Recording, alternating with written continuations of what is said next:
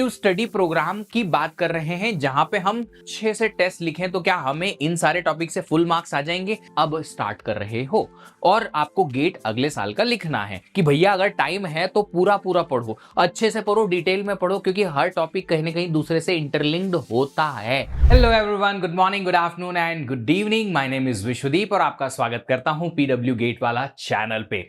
आज का ये सेशन बहुत ही इंपॉर्टेंट है उन स्टूडेंट्स के लिए जिनके पास बहुत कम टाइम बचा हुआ है अगले साल की गेट की प्रिपरेशन के लिए।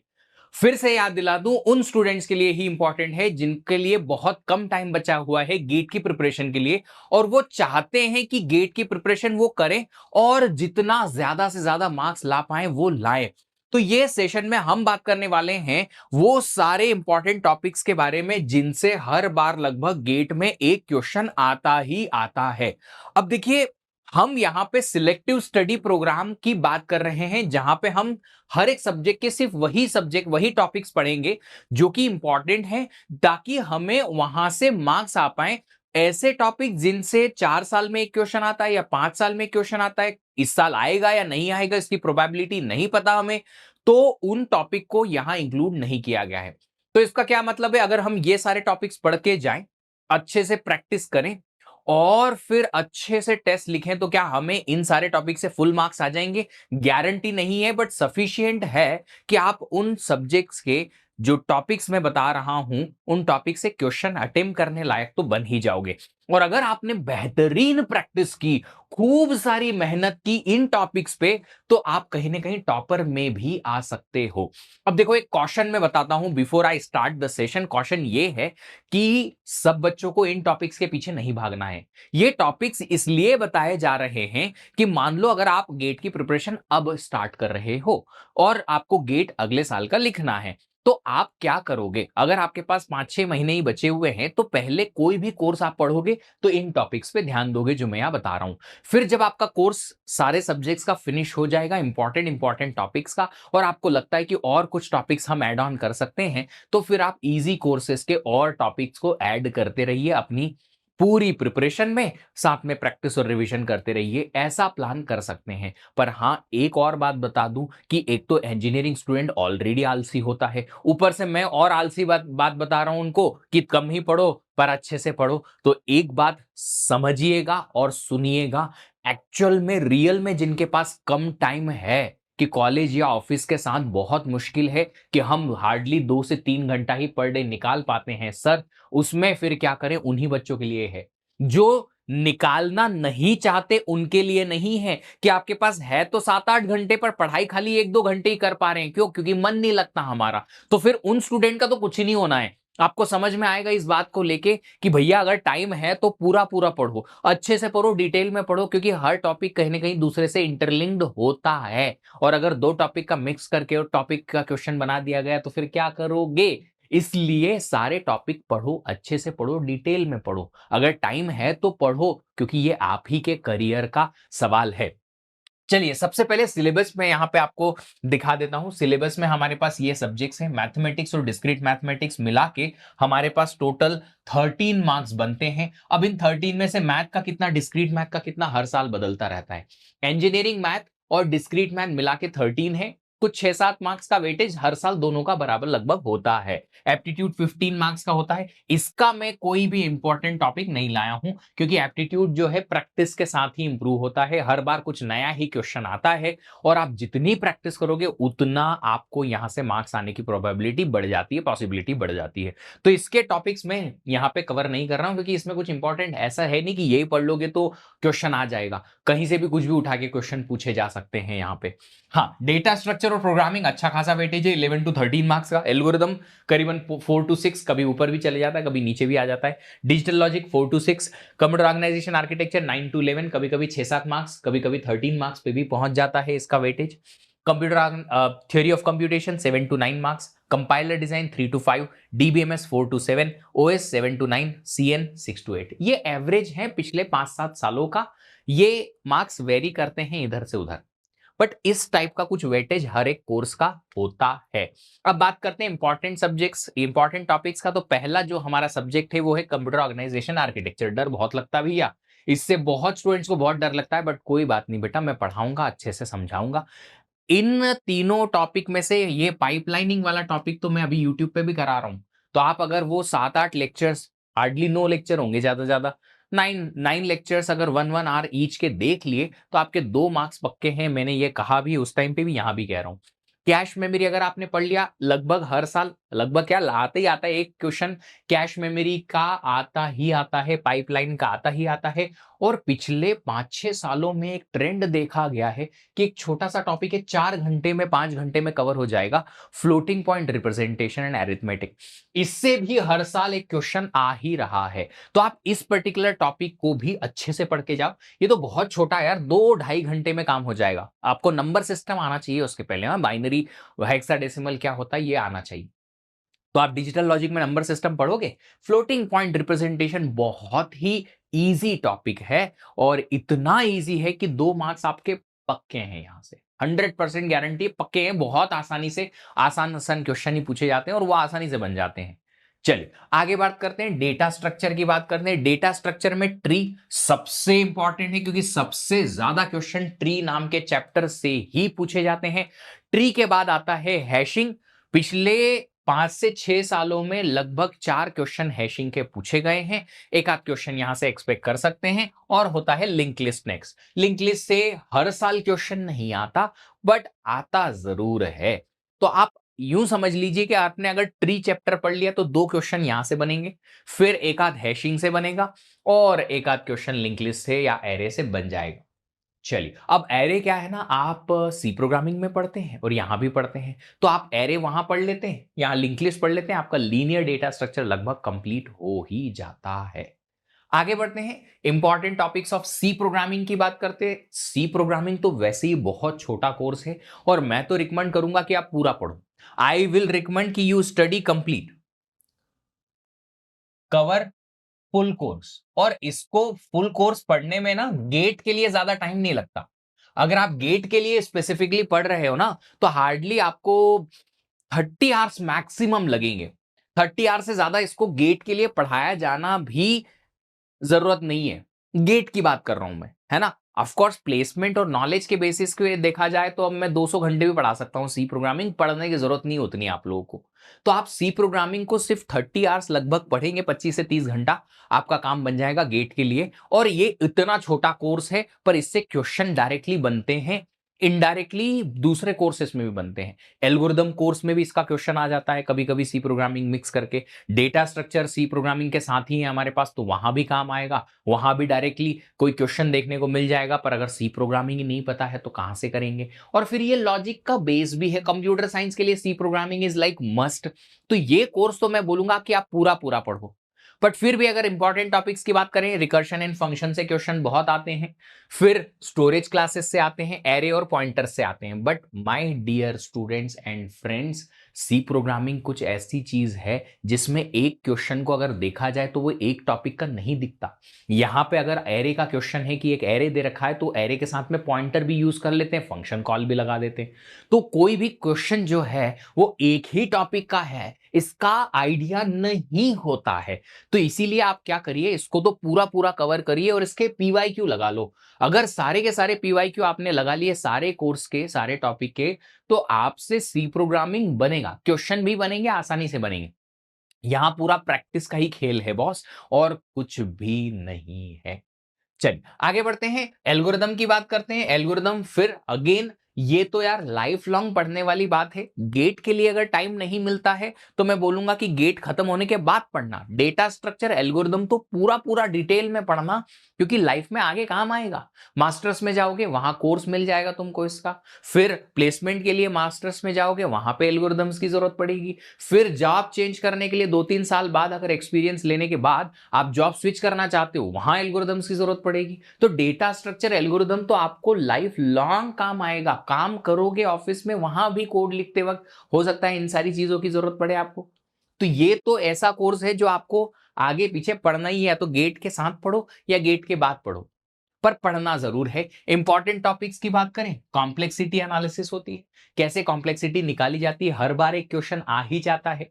फिर आता है सॉर्टिंग एल्गोरिदम्स। सॉर्टिंग एल्गोरिदम्स इतना इजी टॉपिक है क्योंकि हम उसको अपनी रियल लाइफ में बहुत बार यूज भी करेंगे, देखेंगे भी सही, और साथ ही साथ ना इसकी एनालिसिस से क्वेश्चन बहुत पूछे गए हैं बहुत बार। फिर आता है एक हीप। हीप के भी क्वेश्चन बहुत फ्रीक्वेंट होते हैं और काफी इजी होते हैं। तो ये एल्गोरिदम टॉपिक जो है काफी आसानी से आपसे बन जाएगा। सबसे ज्यादा आपको जो जोर लगाना पड़ेगा वो है यहाँ पे, क्योंकि यहाँ लगेगा मैथमेटिक्स थोड़ा सा।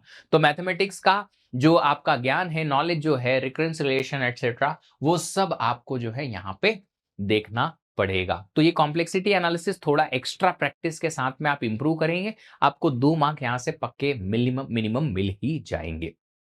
फिर आता है टीओसी, थियरी ऑफ कंप्यूटेशन। ये कोर्स ऐसा है, ये मेरी नजर में एक तो स्कोरिंग कोर्स है कि जो थोड़ी भी मेहनत कर जाएगा बच्चा, उसको यहां के क्वेश्चन बन जाएंगे और स्कोर बढ़ जाएगा उसका। तो जैसे कुछ कोर्सेज होते हैं ना, जैसे डेटा स्ट्रक्चर है, डिजिटल लॉजिक है, टीओसी है, इनको मैं मानता हूं पर्सनली, ये मेरा ओपिनियन है, क्योंकि मैंने मैक्सिमम लोगों को देखा है कि ये इस टाइप के कोर्सेज के लगभग सारे क्वेश्चन बना के आते हैं एग्जाम में, क्योंकि ये इजी है। रिलेटिवली इजी क्वेश्चंस पूछे जाते हैं जो देखे दिखाए होते हैं या प्रैक्टिस कराए हुए होते हैं। तो ये अगर आपने खूब प्रैक्टिस कर ली इसकी थियरी ऑफ कंप्यूटेशन की, तो आपसे इसके क्वेश्चन बन जाएंगे। अब आप यहाँ पे फाइनाइट ऑटोमेटा और रेगुलर एक्सप्रेशन टॉपिक्स जो हैं वो कर लीजिए, और कहीं ना कहीं आपको काफी अच्छा कवरेज आपके गेट एग्जाम में मिल जाएगा। फिर से बता दूं, ये टीओसी स्कोरिंग कोर्स तो है, बट एक चीज और है इसके पीछे, वो है लॉजिक्स। जो बच्चा लॉजिक नहीं लगाता और रटने का काम करता है ना, कि हाँ ध्यान रख लिया इस टाइप के क्वेश्चन को ऐसे सॉल्व करना है, वो यहां काम नहीं कर पाएगा। क्योंकि ये ना मैथमेटिक्स जैसा है। मैथ में क्या होता है ना, मेथड अगर आपने रट ली, हर क्वेश्चन में एक जैसी मेथड नहीं लगती। आप इंटीग्रेशन, डिफरेंशिएशन और ऐसे बहुत सारे क्वेश्चन सॉल्व करते थे बचपन में, लीनियर इक्वेशन सॉल्व करना हुआ या फिर पॉलिनोमियल सॉल्व करनी हुई, तो वहां पे क्या है ना, आपको हर एक क्वेश्चन की अलग मेथड लगती थी, अलग अप्रोच लगती थी। रूल्स वही हैं, पर मेथड या अप्रोच अलग अलग होती थी। यहां भी वैसे ही है। Theory of computation, every question has a little different approach. तो जितने प्रैक्टिस कर पाओगे, उतना हर टाइप का क्वेश्चन का दायरा दायरा आप कवर कर पाओगे। वहां से आपको क्या मिलेगा, कोई भी नया क्वेश्चन आएगा तो आप उसको अपने सॉल्व क्वेश्चंस के दायरे में समझ पाओगे कि अच्छा ये तो ऐसे सॉल्व होना चाहिए, और ऐसे आप उसको आंसर कर पाओगे। तो यहाँ लॉजिक्स बनाने की जरूरत पड़ेगी, प्रैक्टिस करने की एक्स्ट्रा जरूरत टीओसी में पड़ेगी पक्का।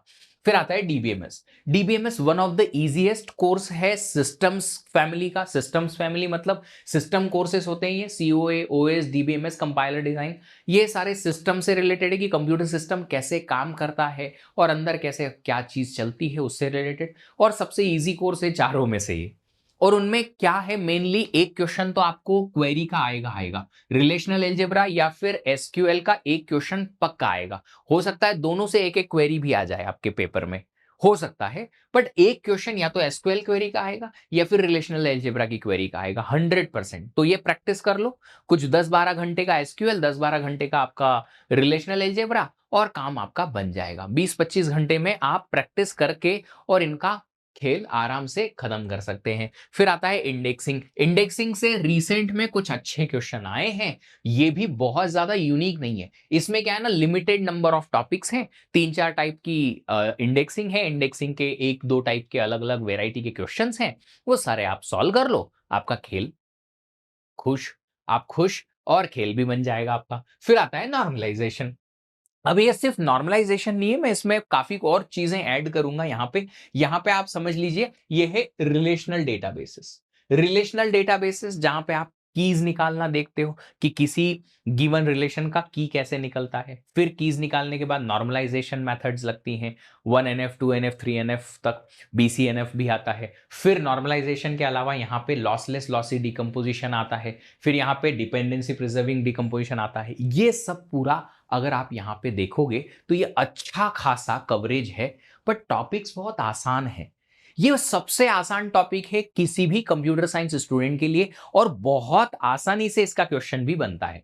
जितना जितना बड़ा ये लगता है, अरे नॉर्मलाइजेशन है एटसेट्रा, इतना बड़ा हवा जो बना के रखते हैं, ये उतना ही आसान सा टॉपिक है, उतना ही आसान है। लल्लू समझ लो आप, एकदम लल्लू लल्लू पुल्लू सा टॉपिक है। मतलब लगता है अरे ये होगा वो होगा, मैथमेटिकली पता नहीं क्या क्या लिखा हुआ है एक्सेट्रा, बट उतना ही आसान है। एक बार थोड़ा सा कंसंट्रेशन करके और टॉपिक समझ लिया तो फिर इसके हर कोई क्वेश्चन बना सकते हो आप, हर कोई। पीवाईक्यू देख लिए तो फिर तो मतलब आप ज्ञाता विद्वाता बन जाओगे इस टॉपिक में, इतना आसान टॉपिक है। चलिए आगे बढ़ते हैं, ऑपरेटिंग सिस्टम की बात आती है। ऑपरेटिंग सिस्टम भी स्टूडेंट्स को कंपैरेटिवली इजी ही लगता है सीओए के कंपैरिजन में तो स्टिल। और इसमें जो तीन मेन टॉपिक हैं, एक तो है मेमोरी मैनेजमेंट। इस मेमोरी मैनेजमेंट के साथ में भैया वर्चुअल मेमोरी भी इन्वॉल्व है ना। तो पेजिंग का concept, virtual memory, page fault और यहाँ पे पेज रिप्लेसमेंट, ये सब आ जाएगा। तो मेमोरी मैनेजमेंट पूरा टॉपिक आपको अच्छे से कवर करना है, क्योंकि यहां से 1 से 2 क्वेश्चन हर बार पूछे जाते हैं, हर बार की गेट एग्जाम में। अब हम तो यही चाहते हैं ना कि ऐसा टॉपिक तो हमें पढ़ना ही पढ़ना है जिससे क्वेश्चन गारंटीड आएगा। अब आएगा, बनेगा नहीं बनेगा ये हमारी किस्मत। हम जितनी मेहनत करेंगे उसके बेसिस पे वो बढ़ दी जाएगी हमारी किस्मत, एज सिंपल एज दैट। यहाँ लक वाला काम बहुत रेयरली काम करता है, यहाँ पे काम करती है आपकी मेहनत। तो अगर आप मेहनत करोगे यहाँ मेमोरी मैनेजमेंट में 1 से 2 क्वेश्चन आपके यहां से भी बन जाएंगे। फिर आता है process synchronization and deadlock. This is one of the toughest topic to start with या अंडरस्टैंड दैट, बट एक बार अगर आपको ये इसका कोड क्रैक हो गया, मतलब कि इसका वो जो चाबी खुल गई सिंक्रोनाइजेशन की, फिर आपसे बनेगा। यहां से ये वाला टॉपिक जो है एक थोड़ा सा ट्रिकी टाइप का भी है, कि कभी कभी ऐसा हाईली ट्रिकी क्वेश्चन पूछा जा सकता है जो कि लगभग किसी से ना बने। पूछा जा सकता है, पॉसिबिलिटी है कि यहां इस टॉपिक से ऐसा क्वेश्चन बन जाए, बट फिर भी 80% टाइम क्वेश्चंस ऐसे बनाए जाते हैं जो प्रैक्टिस के साथ और थोड़ा समझ के साथ, थोड़ी ज्यादा अच्छे स्मार्टनेस के साथ में आप इसके क्वेश्चन को बना सकते हैं। लास्ट में आता है सीपीयू शेड्यूलिंग, जो कि सबसे इजी टॉपिक है और सबको मजा भी आता है इसके क्वेश्चन सॉल्व करने में। बड़ा इंटरेस्टिंग सा इजी इजी टॉपिक है, नंबर्स के साथ खेलना है, कुछ एडिशन, कुछ सब्ट्रैक्शन, कुछ डिवीजन, बस इतना ही करना है। कुछ छोटे मोटे मल्टीप्लिकेशन भी यूज हो सकते हैं, बट बहुत बहुत आसान टॉपिक है। अलग अलग शेड्यूलिंग एल्गोरिदम्स होती हैं, जैसे कि फीफो आता है, फिर SJF, shortest job first, shortest remaining time first, SRTF, round robin algorithm, priority based algorithms. ये अलग अलग टाइप की शेड्यूलिंग एल्गोरिदम्स होती हैं, उनके न्यूमेरिकल्स आते हैं और ये बहुत आसान टॉपिक है। इससे आपको 99% प्रोबेबिलिटी के साथ में क्वेश्चन जो आएगा वो बनेगा। इतनी पॉसिबिलिटी है कि आपसे बन जाएगा, इतना इजी ये टॉपिक होता है और इसके क्वेश्चन भी उतने ही आसान बनाए जाते हैं। फिर आता है डिस्क्रीट मैथ। अब ये डिस्क्रीट मैथ के मैंने इतने सारे टॉपिक क्यों लिखे, छोटे छोटे हैं या बड़े हैं, जो भी हैं काम आएंगे बॉस। देखो डिस्क्रीट मैथ का वेटेज जो है ना 6 से 7 मार्क का ही होता है, पर ये फिर भी बड़ा कोर्स है, तो आप इसको सबसे लास्ट में रखो और वहां पे फिर देख लो कि आपको इसमें से ऐसी क्या चीज है जो पढ़ने में मजा आ रहा है, वो कर लो एटलीस्ट। पीवाईक्यूज को भी थोड़ा सा अच्छे से देख सकते हो कि जिसके पीवाईक्यूज आपको ठीक लग रहे हैं, जो टॉपिक आपको अच्छा लग रहा है वो पढ़ लो, बट पढ़ लो। अगर आपको ऐसा लगता है कि टाइम है, इनफ है, तो कवर कर सकते हैं। ग्राफ थ्योरी से एक क्वेश्चन पक्का ही आएगा, तो ये तो बहुत इंपॉर्टेंट है ही। सेट्स, फंक्शंस, लॉजिक्स, रिलेशंस, ये 4 टॉपिक्स ऐसे हैं, इसमें ग्रुप थ्योरी भी है, जब मैंने यहां लिखा नहीं है। तो इन 4 टॉपिक्स से आपको क्वेश्चंस जो हैं हियर एंड देयर मिल जाएंगे, बट स्टिल आप कोशिश करें कि कम से कम ग्राफ थ्योरी, सेट्स और फंक्शंस इतना तो करके ही जाएं। अच्छा, रिलेशन भी अच्छा खासा इंपॉर्टेंट है, क्योंकि क्वेश्चन यहां से भी बन ही जाता है लगभग हर साल एक बार। तो ये 2 टॉपिक आप करके ही जाएं, बाकी के 3 में से 1 या 2 टॉपिक आप चूज कर सकते हैं जो आपको अच्छा लगता है, और वो आप पढ़ाई कर सकते हैं। नेक्स्ट आता है डिजिटल लॉजिक। अब क्या है ना, डिजिटल लॉजिक ऐसा टॉपिक है जो हाईली फ्लक्चुएट करता है वेटेज के केस में। कभी कभी ना 1-2 मार्क के क्वेश्चन भी आ जाते हैं इससे, कभी कभी 7-8 मार्क के क्वेश्चन भी आ जाते हैं, बट 5 से 7 मार्क के क्वेश्चन लगभग हर साल आते हैं इस डिजिटल लॉजिक टॉपिक से। अब इसमें जो नंबर सिस्टम है वो तो आपको पढ़ना ही पढ़ना है, ये तो पढ़ना ही पढ़ना है, क्योंकि भैया नंबर सिस्टम आपको हर जगह काम आएगा। नंबर सिस्टम का क्वेश्चन भी गेट में आएगा, ठीक है, बट नंबर सिस्टम इनडायरेक्टली आपको सीओए में बहुत ज्यादा काम आएगा। Number system indirectly computer network में बहुत ज्यादा काम आएगा। नंबर सिस्टम आपको इनडायरेक्टली ओएस में भी बहुत काम आएगा, क्योंकि आपको numbers, binaries, decimal to binary, binary to decimal, hexadecimal to binary, binary to hexadecimal, ये बहुत कुछ करने की जरूरत पड़ेगी और ये आपको नंबर सिस्टम में देखने को मिलेगा। फिर आता है कॉम्बिनेशनल सर्किट। बहुत ज्यादा टफ नहीं है, बट आप आसानी से इसे आराम से पढ़ सकते हैं।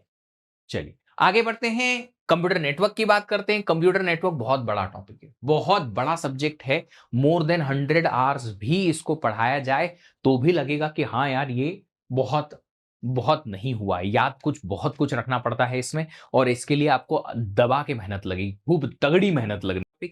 प्रोबेबिलिटी कंप्यूटर साइंस के स्टूडेंट के लिए ये तो मस्ट नो टॉपिक है, ये तो होना ही होना चाहिए। प्रोबेबिलिटी अगर नहीं पता है तो आप दूसरे कोर्सेस में भी स्ट्रगल करोगे, क्योंकि वहां भी ये लोग कोई भी कोर्स में प्रोबेबिलिटी का क्वेश्चन घुसा देते हैं।